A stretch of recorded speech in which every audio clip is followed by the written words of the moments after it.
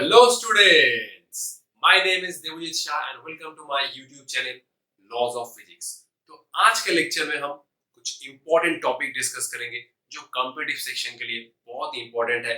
आज के लेक्चर में हम लोग डिस्कस करने जा रहे हैं electric field due to charge thread और सर्कुलर आर्क। ठीक है, चार्ज थ्रेड का बहुत सारा हम लोग एप्लीकेशन डिस्कस करेंगे और सर्कुलर आर्क का भी हम लोग बहुत सारा केस डिस्कस करेंगे। एक सर्कुलर आर्क की वजह से कितना होता है इलेक्ट्रिक फील्ड, क्वार्टर आर्क की वजह से कितना होता है electric field, semi infinite wire की वजह से कितना होता है इलेक्ट्रिक फील्ड, इनफाइनाइट वायर की वजह से कितना होता है इलेक्ट्रिक फील्ड, ये सब हम लोग डिटेल्स में डिस्कस करेंगे और बहुत सारा इंपॉर्टेंट न्यूमेरिकल डिस्कस करेंगे जो आप लोगों को कॉम्पिटिटिव एग्जाम में बहुत हेल्प करेगा। तो बिना टाइम वेस्ट किए आज का जर्नी स्टार्ट करते हैं। तो पहले हम लोग electric field due to circular arc का केस डिस्कस करेंगे। यह है एक सर्कुलर आर्क, इसमें पॉजिटिव चार्ज डिस्ट्रीब्यूट है और चार्ज पर यूनिट लेंथ है लैम्डा। लैम्डा क्या है? लैम्डा है लीनियर चार्ज डेंसिटी। इसका मतलब है पर यूनिट लेंथ में कितना चार्ज डिस्ट्रीब्यूट है। जब किसी ऑब्जेक्ट में चार्ज लेंथ में डिस्ट्रीब्यूट होता है तो उस केस में हम लोग लैम्डा का कांसेप्ट यूज करते हैं।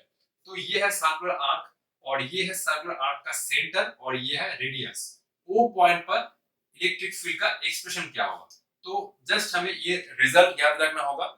ये सर्कुलर आर्क की वजह से उसके सेंटर पर जो इलेक्ट्रिक फील्ड का मैग्नीट्यूड होता है वो होता है 2 के lambda by r sine of alpha by 2।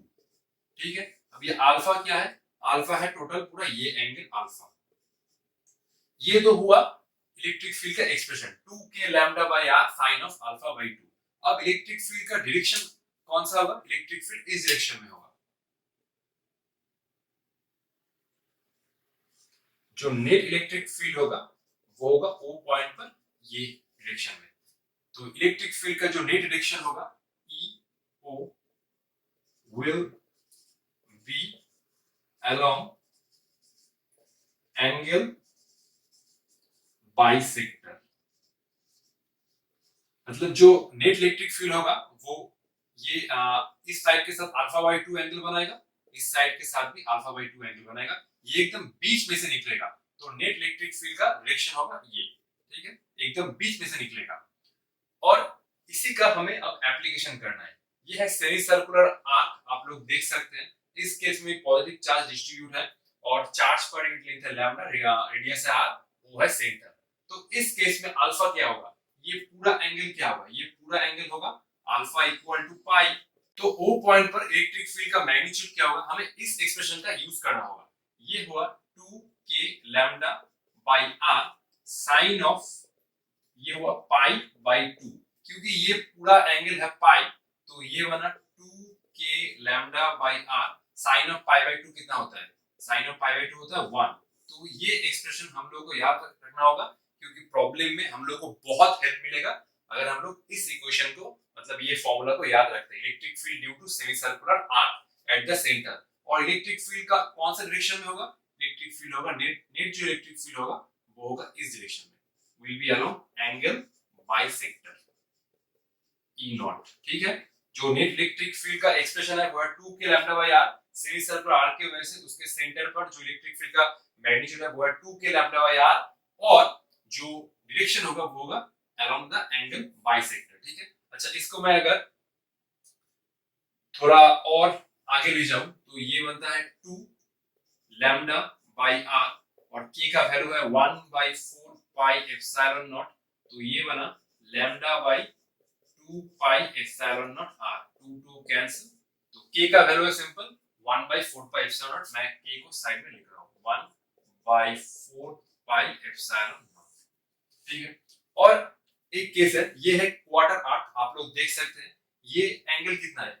ये एंगल टोटल है पाई बाई 2, ये angle alpha equal to pi by 2। तो इस केस में ओ पॉइंट पर इलेक्ट्रिक फील्ड का मैग्नीट्यूड क्या होगा? ये होगा 2 के lambda by r sine of alpha क्या है? इस केस में अल्फा है पाई बाई 2।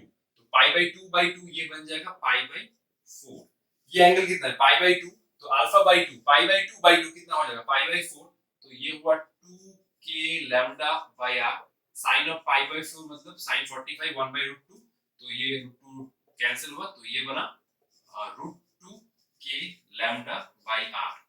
तो ये एक्सप्रेशन भी हम लोग को याद रखना होगा कि क्वार्टर आर्क के वजह से सेंटर पर इलेक्ट्रिक फील्ड का मैग्नीट्यूड है √2 k लैम्डा बाई आर, और इलेक्ट्रिक फील्ड होगा will be along angle bisector, इस डायरेक्शन में होगा इलेक्ट्रिक फील्ड।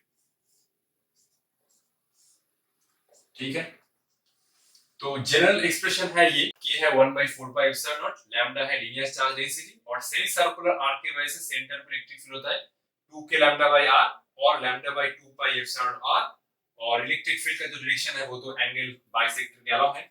और अगर क्वार्टर आर्क होता है तो electric field at the centre होगा √2 k लैम्डा बाई आर। ठीक है, √2 k लैम्डा बाई आर। आप लोग एक बार देख लीजिए, इसके बाद हम लोग electric field due to charge thread discussion करेंगे। चार्ज थ्रेड डिस्कशन करने से पहले मैं इसका एक कॉन्सेप्ट आप लोगों के साथ डिस्कस कर लेता हूं, क्योंकि मुझे लगा ये कॉन्सेप्ट भी थोड़ा इंपॉर्टेंट है। पहले इस आर्क पे था पॉजिटिव चार्ज, अब इस केस में अगर नेगेटिव चार्ज डिस्ट्रीब्यूट है और चार्ज पर यूनिट है लेंथ है लैम्डा, तो इलेक्ट्रिक फील्ड का मैग्नीट्यूड तो सेम ही होगा, मैग्नीट्यूड तो वही होगा, लेकिन जो डायरेक्शन है वो होगा ये। Electric field along the bisector ही होगा, अलोंग द एंगल बाइसेक्टर, लेकिन इलेक्ट्रिक फील्ड होगा टुवर्ड्स द आर्क। ठीक है, क्योंकि नेगेटिव चार्ज के वजह से इलेक्ट्रिक फील्ड होता है टुवर्ड्स और पॉजिटिव चार्ज के वजह से इलेक्ट्रिक होता है अवे। तो अगर इस केस में नेगेटिव चार्ज डिस्ट्रीब्यूट है, मैग्नीट्यूड तो सेम ही होगा O पॉइंट पर, लेकिन जस्ट डायरेक्शन पलट जाएगा। इस केस में भी अगर नेगेटिव चार्ज डिस्ट्रीब्यूट है तो O पॉइंट पर जो इलेक्ट्रिक फील्ड का मैग्नीट्यूड होगा वो तो सेम ही होगा, लेकिन इलेक्ट्रिक फील्ड का जो डायरेक्शन है वो पलट जाएगा। पहले केस में था इस डायरेक्शन में, अब इलेक्ट्रिक फील्ड हो जाएगा इस डायरेक्शन में। ठीक है, इलेक्ट्रिक फील्ड होगा अलोंग द एंगल बाइसेक्टर। और अगर क्वार्टर रिंग में नेगेटिव चार्ज डिस्ट्रीब्यूट है तो सेंटर पर इलेक्ट्रिक फील्ड का मैग्नीट्यूड सेम होगा, लेकिन जस्ट डायरेक्शन पलट जाएगा। ठीक है, तो ये हुआ E0। ठीक है, अब हम लोग अपना नेक्स्ट कंसेप्ट की तरफ चलते हैं। तो ये है electric field due to charge thread का डिस्कशन, और इसका जो रिजल्ट है वही हमें याद रखना है।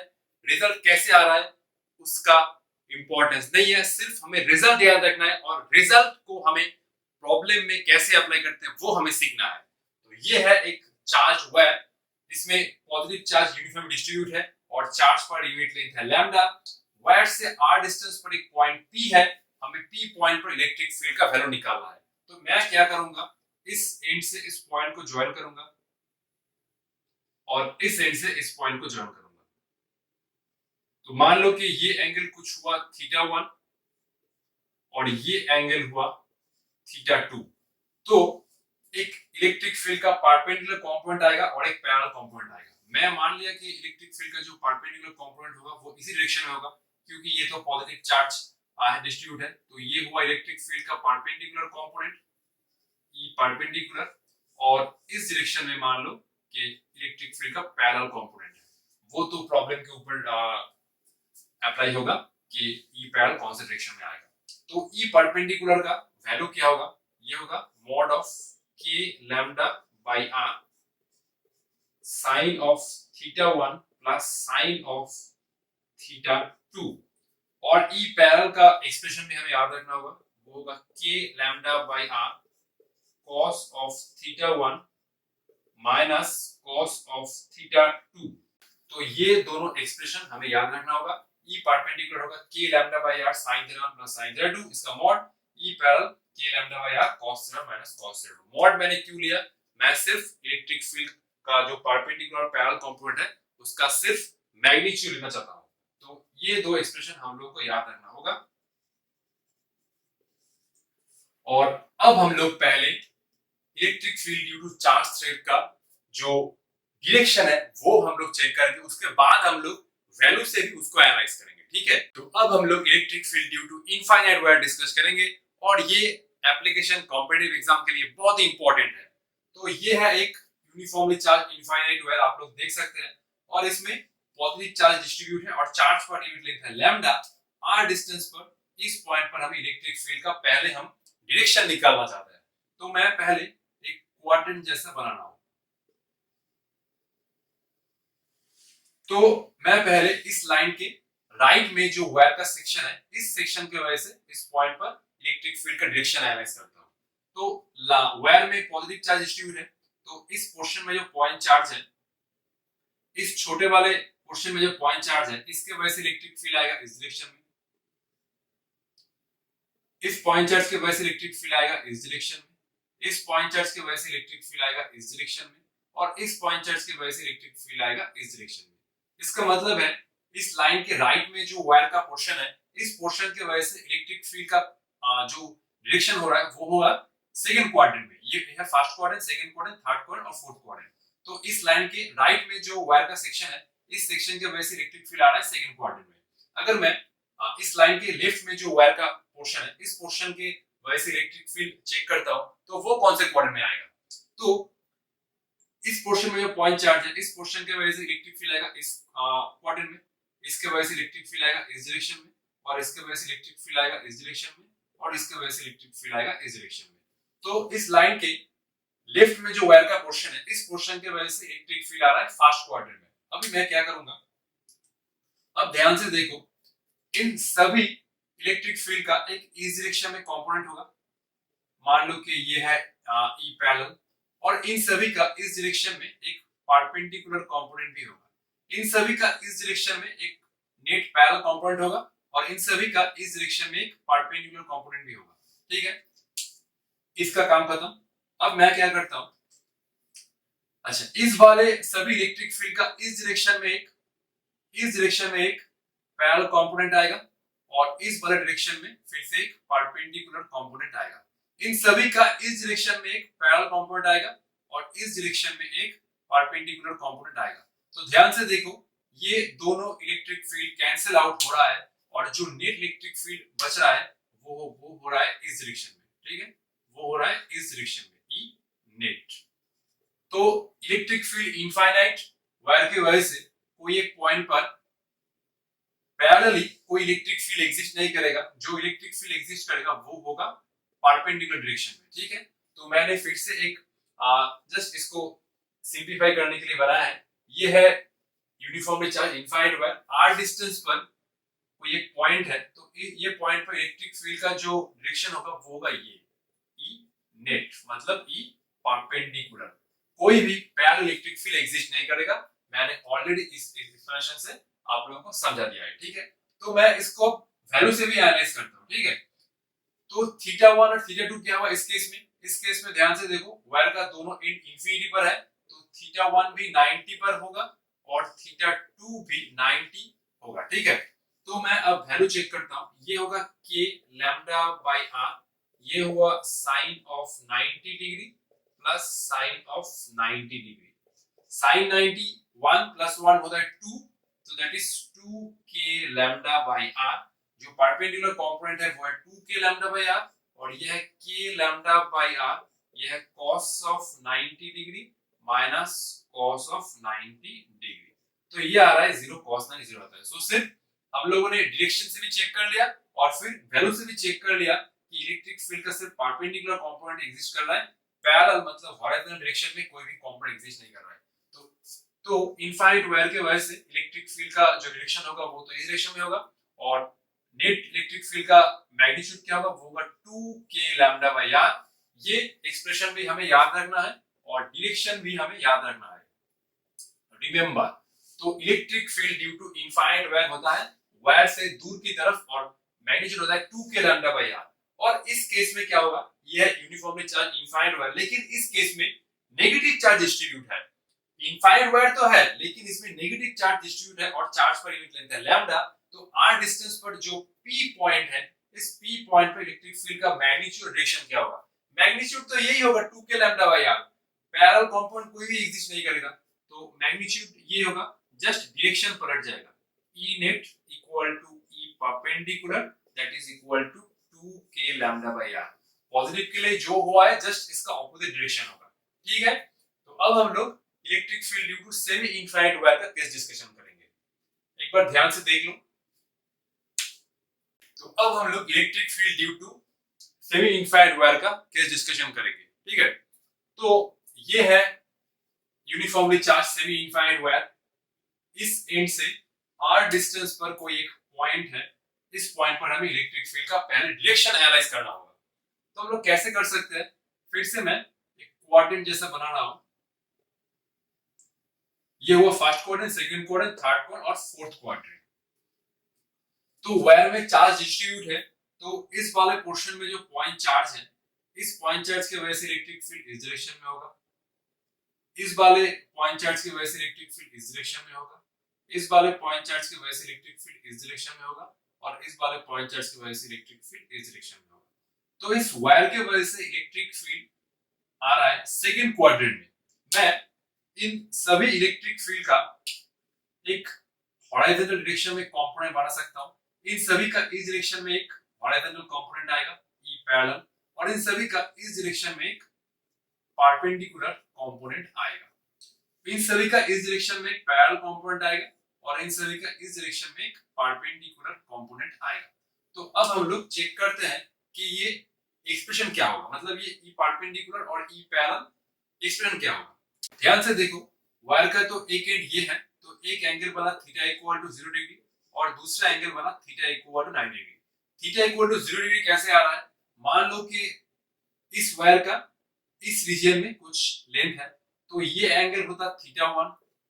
ये अगर ये बहुत छोटा हो रहा है तो ये एंगल होता, तो अब ये छोटा होते होते ये इस पोजीशन पे आ रहा है। मान लो कि वायर का इस रीजन में कुछ पोर्शन था, तो ये एंगल थीटा 1, ये छोटा हो रहा है, ये अब ऑलमोस्ट जीरो की तरफ टेंड कर रहा है। अगर ये ऐसे छोटा होता है तो ये तक आ गया, तो ये जो एंड है ये डिस्टेंस के साथ कितना एंगल बनाएगा, 0, और दूसरा एंगल इस एंड के साथ मतलब इस लाइन के साथ कितना एंगल बनाएगा, वो होगा 90 डिग्री। तो सेमी इनफाइनाइट वायर के वजह से जो एक एंगल आता है 0 और दूसरा एंगल आता है 90 डिग्री, तो ये आया k lambda by r sin 0 degree, sin of 0 degree plus sin of 90 degree, sin 0 0 sin 91 that is equal to k lambda by r, और यहाँ पर k lambda by r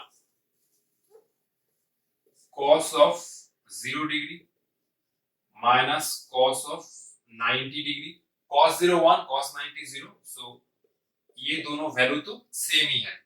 perpendicular और पैरेलल कंपोनेंट इलेक्ट्रिक फील्ड का magnitude same ही है। तो ये एक uniformly charge infinite wire, charge per unit length है लैम्डा, r डिस्टेंस पर एक पॉइंट है, इस पॉइंट पर इलेक्ट्रिक फील्ड का दो कंपोनेंट एग्जिस्ट करेगा, एक होगा ई परपेंडिकुलर और दूसरा होगा ई पैरेलल। ई परपेंडिकुलर होगा इस डायरेक्शन में,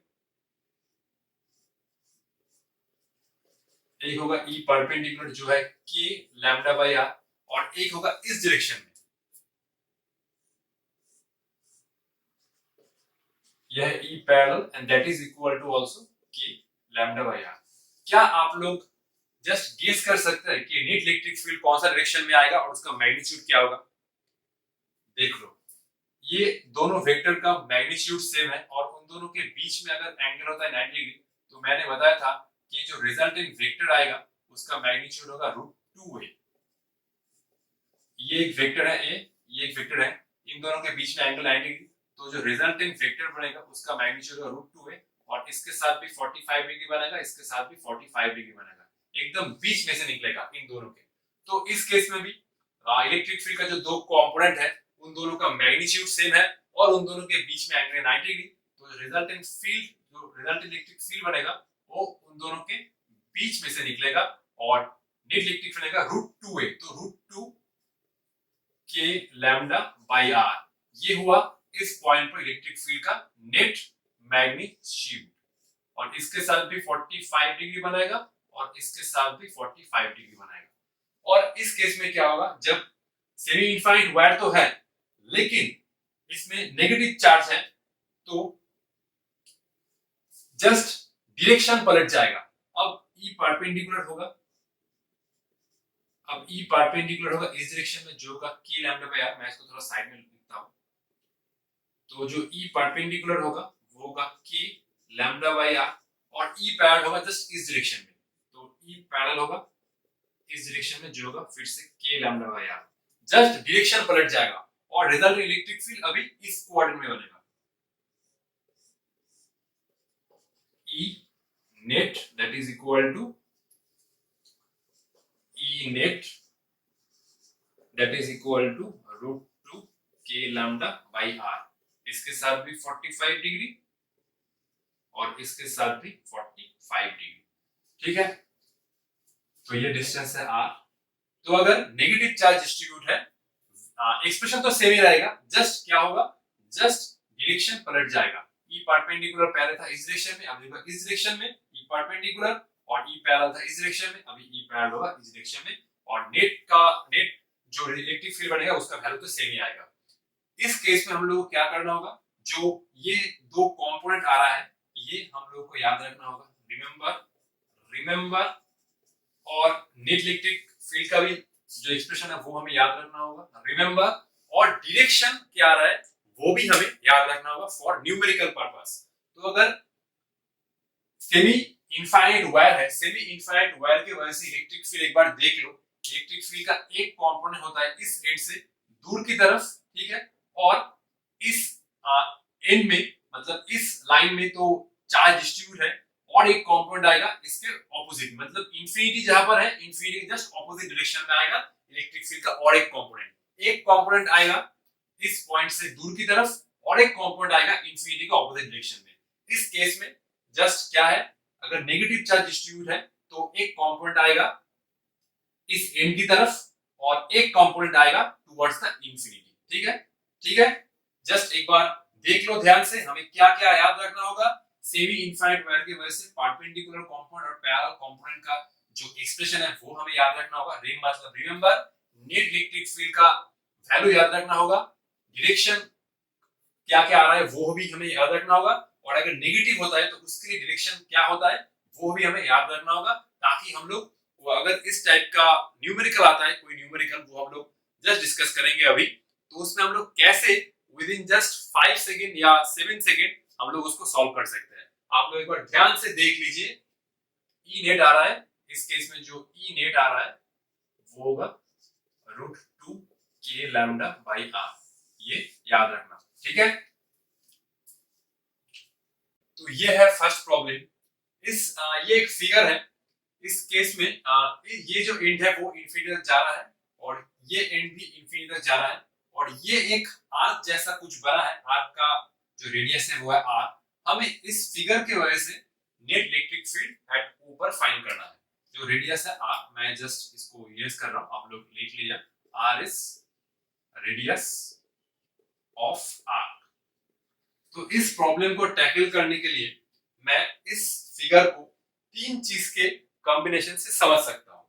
तो ये बना एक सेमी इनफाइनाइट वायर, ये बना एक सेमी इनफाइनाइट वायर, आप लोग देख सकते हैं ये एक सेमी इनफाइनाइट वायर है, और सेमी इनफाइनाइट वायर के r डिस्टेंस पर ये एक पॉइंट है, और ये बना एक कुछ सर्कुलर आर्क जैसा, ठीक है, ये बना एक सर्कुलर आर्क जैसा, और फिर से ये पोर्शन बना semi circular, sorry semi infinite wire. तो ये पोर्शन बना सेमी इनफाइनाइट वायर। जो 2 नंबर पोर्शन है ये पोर्शन ये बना कुछ सर्कुलर आर्क जैसा, और फिर से ये जो पोर्शन बना ये पोर्शन बना सेमी इनफाइनाइट वायर की जैसा।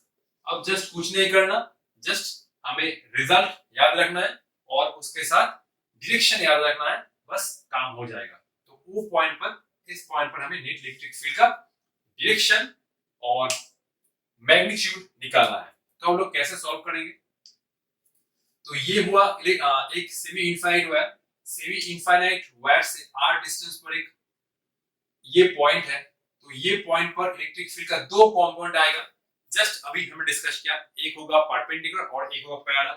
परपेंडिकुलर कंपोनेंट होगा इस पॉइंट से दूर की तरफ, ठीक है, ठीक है, और ये आएगा k लैम्डा बाई r, और एक पैरेलल कंपोनेंट आएगा इंफिनिटी के ऑपोजिट डायरेक्शन में, मतलब इस डायरेक्शन में आएगा एक component k lambda by r।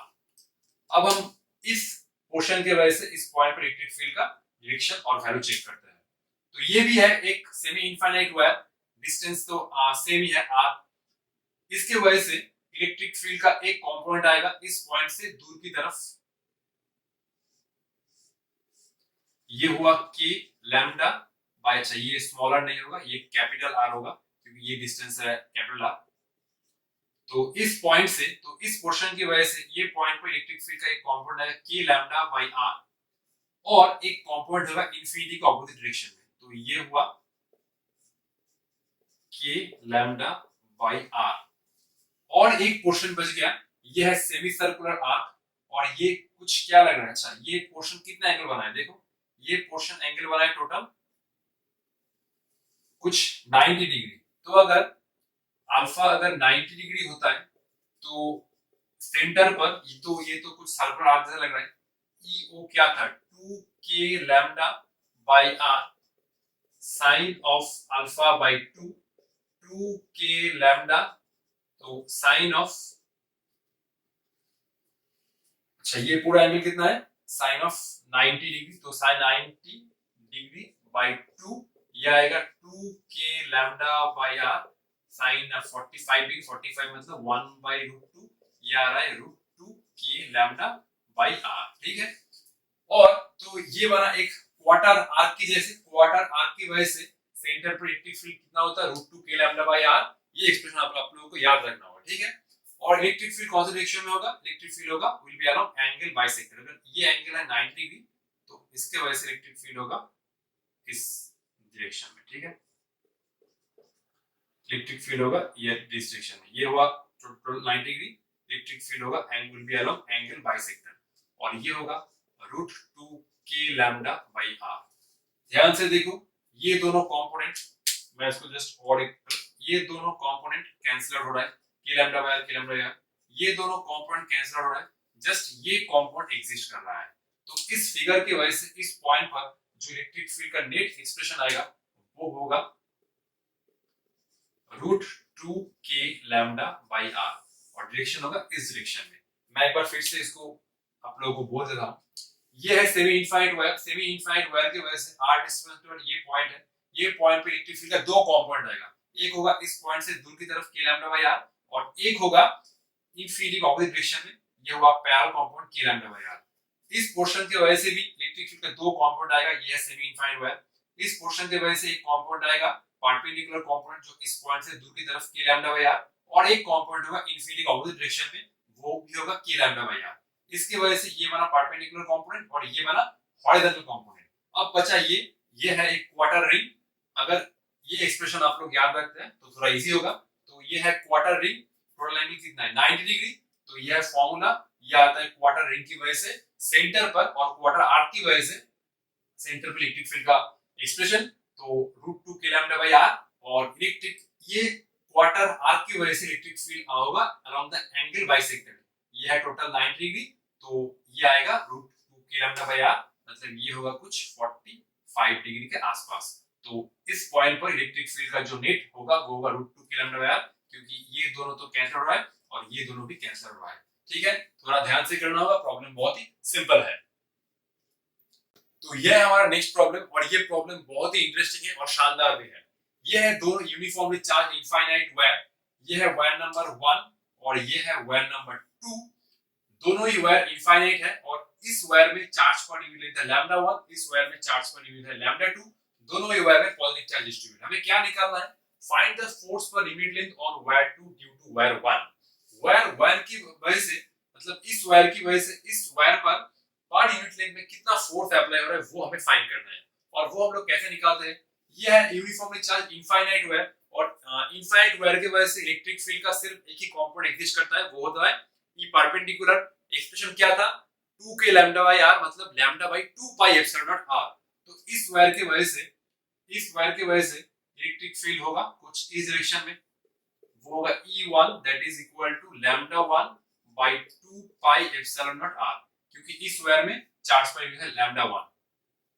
अब मैंने मान लिया कि suppose in wire 2 charge Q2 is distributed in length L। क्योंकि इस वायर में टोटल चार्ज क्या है वो तो हमें नहीं पता, तो मैंने मान लिया कि इस वायर के L लेंथ में चार्ज है Q2, तो लैम्डा 2 क्या होगा चार्ज पर यूनिट लेंथ, तो मैं इसको ऐसे लिख सकता हूँ Q2 equal to lambda 2 into L. ठीक है, चार्ज, तो लैम्डा क्या है, चार्ज पर यूनिट लेंथ, मतलब पर यूनिट लेंथ में कितना चार्ज है। तो मैंने मान लिया कि एल लेंथ में चार्ज है Q2। अब क्या होगा, इस इलेक्ट्रिक फील्ड के कारण मैंने मान लिया कि ये लेंथ है कुछ एल। ठीक है, ये लेंथ है एल, और इस केस में मतलब एल लेंथ में चार्ज है Q2। तो इस इलेक्ट्रिक फील्ड के कारण इस पोर्शन में जो फोर्स अप्लाई होगा वो होगा ये F2 इक्वल टू कितना, F2 equal to Q2 into E1, क्योंकि पॉजिटिव चार्ज के ऊपर जो फोर्स लगता है वो इलेक्ट्रिक फील्ड के डायरेक्शन में ही लगता है।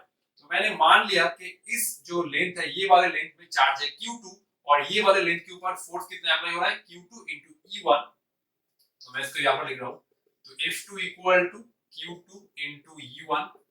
तो F2 बना force on this wire, total force, ये बना टोटल फोर्स। ठीक है, अच्छा ये टोटल फोर्स नहीं होगा, ये इस लेंथ पर फोर्स होगा Q2 इंटू E1। ठीक है, तो Q2 कितना है, Q2 है लैम्डा 2 इंटू एल, और E1 क्या होगा, E1 है lambda 1 by 2 pi epsilon naught R. तो फोर्स क्या निकल के आ रहा है, lambda 1 lambda 2 L divide by 2 pi epsilon naught R. मैंने एल लेंथ का वायर कंसीडरेशन किया, एल लेंथ पे चार्ज है Q2, इस पोर्शन में फोर्स है F2 equal to Q2 into E1। तो फोर्स पर यूनिट लेंथ क्या होगा, जस्ट मैं लेंथ को इधर ले आ रहा हूं, lambda 1 lambda 2 divide by 2 pi epsilon naught R. ये होगा वायर 1 की वजह से वायर नंबर 2 पर चार्ज पर यूनिट लेंथ का expression, sorry force per unit length का एक्सप्रेशन।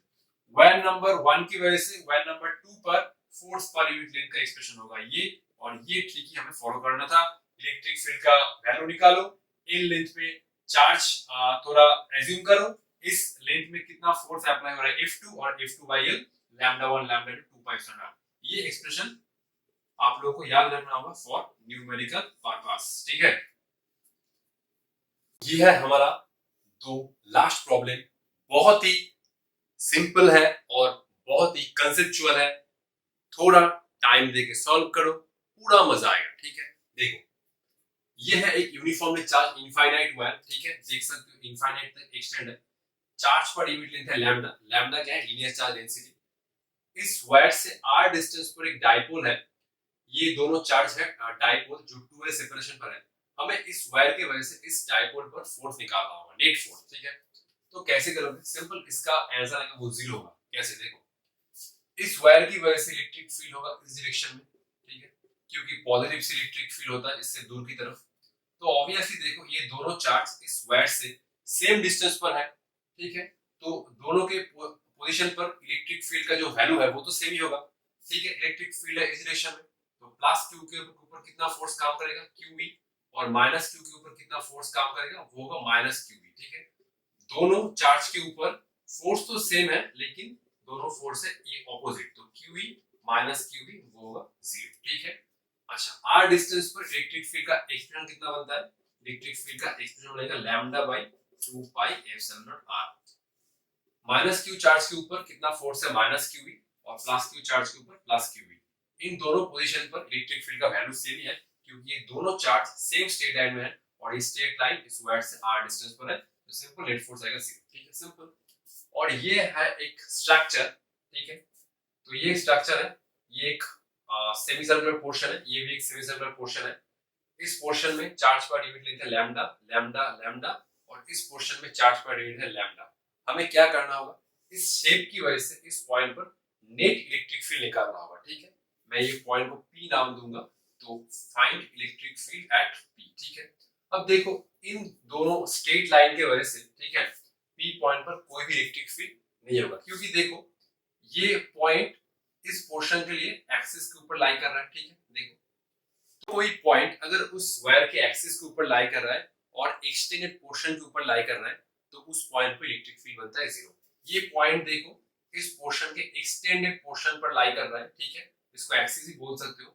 तो इस दोनों पोर्शन से ये पॉइंट पर कोई भी इलेक्ट्रिक फील्ड नहीं आएगा, जस्ट इलेक्ट्रिक फील्ड आएगा इस दोनों पोर्शन से। ठीक है, ये हुआ रेडियस r, ये हुआ रेडियस 2r। ठीक है, अच्छा चलो, तो इस वाले पोर्शन से जो है लैम्डा लीनियर चार्ज डेंसिटी का इस पॉइंट पे इलेक्ट्रिक फील्ड का एक्सप्रेशन क्या होगा कितना होता है 2k लैम्डा बाई आर। ये तो हमने सीखा था कि अगर ये एक सेमी सर्कुलर रिंग है, ठीक है, सेमी सर्कुलर रिंग है, अगर रेडियस है आर, ठीक है, तो इसमें अगर चार्ज पर यूनिट लेंथ है लैम्डा, तो इलेक्ट्रिक फील्ड क्या बनता है, ठीक है, इलेक्ट्रिक फील्ड बनता है इससे दूर की तरफ, और ये एकदम बीच में से निकलता है ना, ये होता है 2k लैम्डा बाई आर, ठीक है ना, ठीक है। अच्छा चलो, ठीक है, ये होता है सेमी सर्कुलर रिंग।